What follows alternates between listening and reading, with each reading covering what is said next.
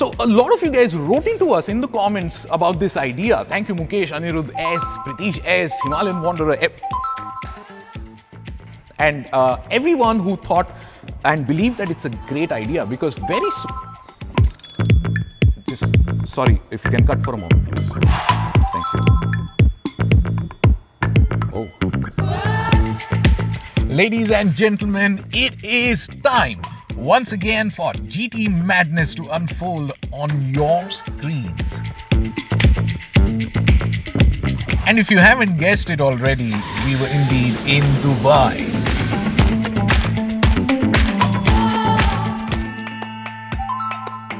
Your ride is waiting for you in the parking lot? It will talk to you. Trusting the unknown messages being sent to Rohan's new phone, we went looking for our ride. But little did I know that we would be beginning our journey with something like this. Was ist denn das hier?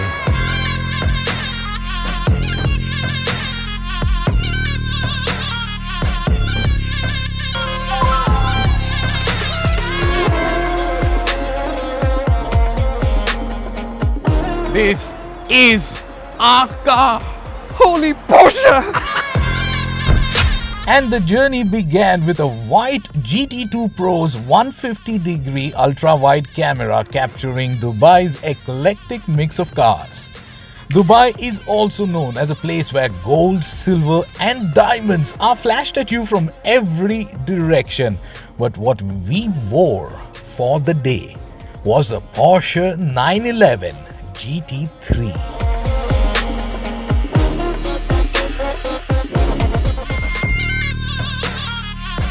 There is no way we are going to be resting in a hotel when we have been given the keys to the most specced out 911 GT3 ever. The holy Porsche.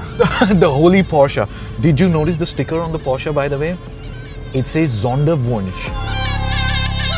Sonderwunsch in German means special wish. Oh really? So whoever our dear benefactor is, who's gotten us here, he knows your special wish.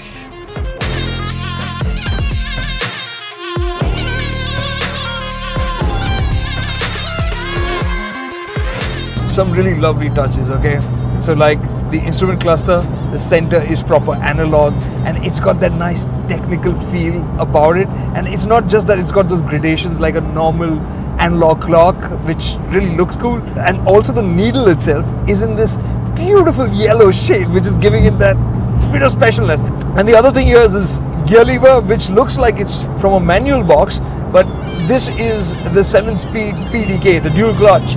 But the GT3 is available with a 6-speed manual as well, which we don't have, but I'm not complaining. This is absolutely fine. The 7-speed Porsche Doppelkupplung is simply said the fastest gearbox in the world. Like the 8th Gen Snapdragon is one of the fastest processors from the phone world. The other fastest thing in the world was the speed of my thought. Oh, I know what to do. If you happen to be in this part of the world or in this corner of Dubai, then there's one holy place you shouldn't miss. Al Ain Class Motors. What you're going to see inside, Karthik, is going to be mind-blowing. Yo, I'm living a dream. I'm a walking movie edit. I'm living the scene. Got the crowd's hands up. I'm pulling the strings. It's one of the largest supercar and hypercar showrooms in Dubai, but that's really not its catch. It's the kind of rare cars that you have are on sale if you have that rare checkbook in your pocket. If so, make the right choice to clear out. And if I think about it, in this 20,000 square feet, we have what? $50 million worth of cars. Al Ain Class Motors here, it is the official dealership for Koenigsegg Dude, in the whole of UAE. So if you want to, Koenigsegg, you know, do you think we could ask them? just check this out. But then we have Bugatti Veyron, Linea, Viver, Mansory. I've driven Veyron and I still remember the first time I saw it drive up. I was so taken aback by how small it was. You think it's much bigger in photographs. Exactly. While a Chiron is ultra exclusive, how often do you get to see the Holy Trinity lined up like this? By the way, my favorite here is the Ferrari F40. Enzo's final masterpiece, the F40, is possibly the most iconic supercar ever made, and without a doubt, the most iconic Ferrari ever made. The absolute definition of a poster car from the 80s, the F40 was proper excess, and it was the first ever car to officially have a top speed in excess of 200 miles per hour. Then there's the F50, which brought Formula One to the road. This is my poster car. This is the car that I have always dreamt of. It used a carbon fiber tub and a Formula One derived V12 engine mounted as a stress member. It was hardcore. Then there was the Enzo. It fittingly combined the best of Ferrari, road and track, hardware and electronics, naturally aspirated and non-electrically assisted. It was divine, so much so that the Pope had one. Alright, so Ferrari, and then what we have here is La Ferrari. In a crowd like this, the near 1000 PS LaFerrari can get overshadowed. This is not for fuel, right? No, it's V12 hybrid. How tightly wrapped is this? It looks like there's a cabin and they put wheels and they had space for an engine and that was it.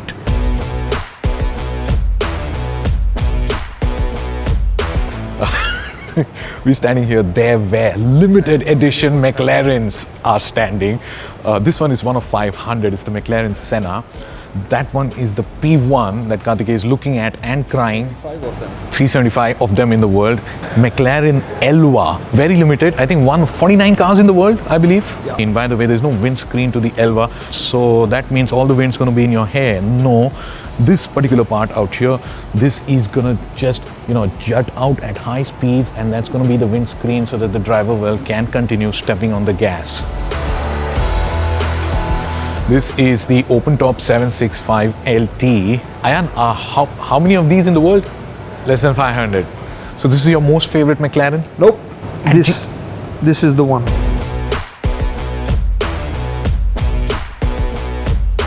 Oh man, this McLaren Speedtail 1 of 106. A pure fusion of science and art in automotive form. The Speedtail is McLaren's first ever Hyper GT. Why don't we have McLarens on the GT journeys out here? We're in Dubai. Should we make some calls? We should, no? Yeah. Is there any way we can get a McLaren? And as for us, the Speedtail is special. It has that McLaren F1, that iconic car's central seating position for the driver. You can seat 3 inside. It's special not because of its speed, power or price, but because it is a machine that can inspire dreams. Yo, I'm living a dream. I'm a walking movie edit. I'm living the scene. Got the crowd's hands up. I'm pulling the strings. I've been trying to run the game since the age of 17. After Alain Class Motors, I thought of returning the favor and took the now charged up Rohan for a kick of caffeine.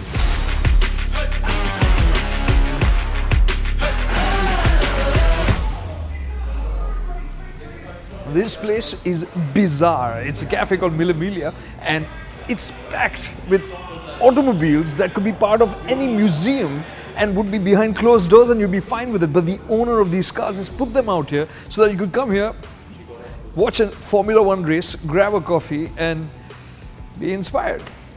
And I have the GT2 Pro in my hand, and I'm going to start off by clicking a great pic of the GT2 RS.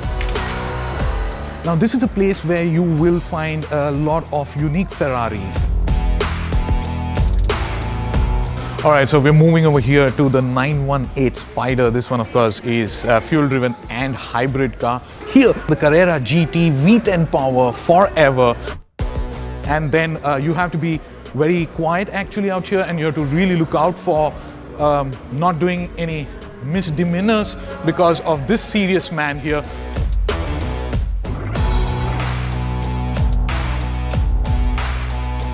Are there speed limits in Dubai?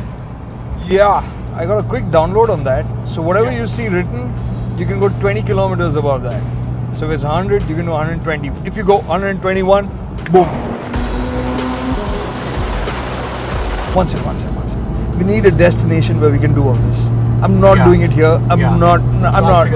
Yes, please, can we? I was looking at a satellite imagery on my GT2 Pro's 2K Super Reality display, and what it displayed was an imagery that was unreal. A grid of roads crisscrossing each other endlessly. Exit 55. It is unbelievable.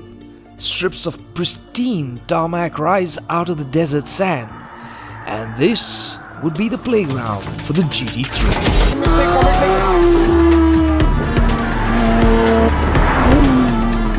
This is what I wanted, to feel that purity of that engine. The sound of a naturally aspirated 4-liter engine. It's got a double wishbone suspension from the Porsche RSR, including the control arm. For the very first time. Very first time. My God. At times it feels like Porsche doesn't make cars. They're doing the work of God. 8,000, 8.5. We kept going at the most spec'd out paint to sample Gulf Blue Porsche 911 GT3 on the straights of Exit 55 again and again and again. Oh my, look behind. Is that a cloud of dust? Oh my,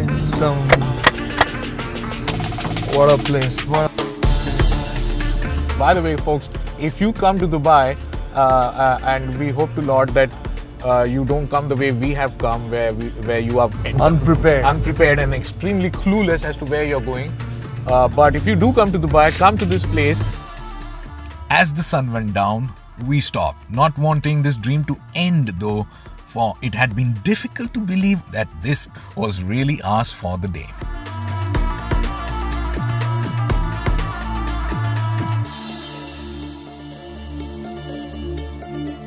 You know, every Porsche that I've driven till date, they aren't with me as memories, as pictures. They stay with me as sensations. And that's what, when you put your foot down hard on something like this, it's like your entire body is soaking up the experience.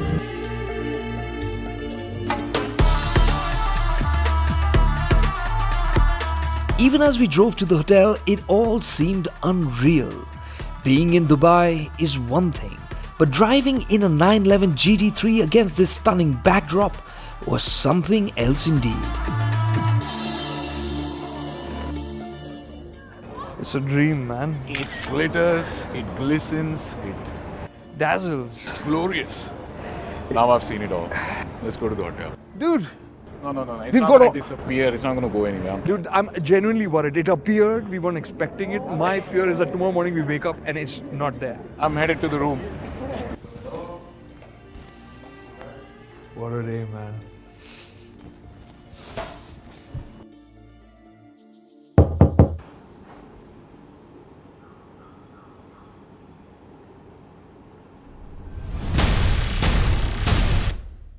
Well, this is happening. This is tomorrow. Tomorrow is now, and we are in a McLaren 720S.